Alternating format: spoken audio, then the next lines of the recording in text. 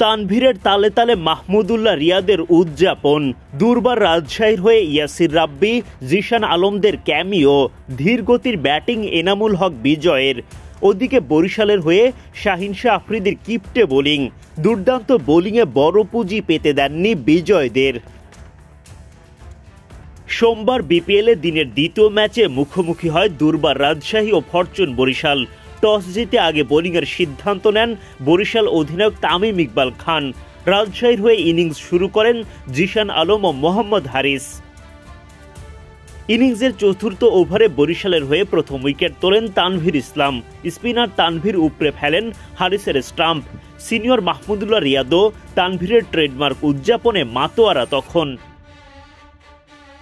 হারিসের বিদায়ের পর দারুণ একটা জুটি গড়ে তোলেন জিশান ও অধিনায়ক এনামুল হক বিজয়। ভক্তদের অপেক্ষার পালা শেষ করে নিজের মাসল পাওয়ার দেখাতে শুরু করেন জিশান। ইনিংসের ষষ্ঠ ওভারে বোলিং করতে আসেন জাহানদাদ খান। পাকিস্তানি এই তারকার বিপক্ষে মারমুখী জিশান টানা 3 বার বল সীমানা পার করেন।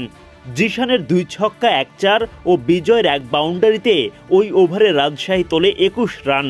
পাওয়ার প্লের 6 ওভার শেষে 1 উইকেট হারিয়ে দলটি করে 60 রান। ভালো ব্যাটিংয়ের মাঝেই হঠাৎ ছন্দপতন।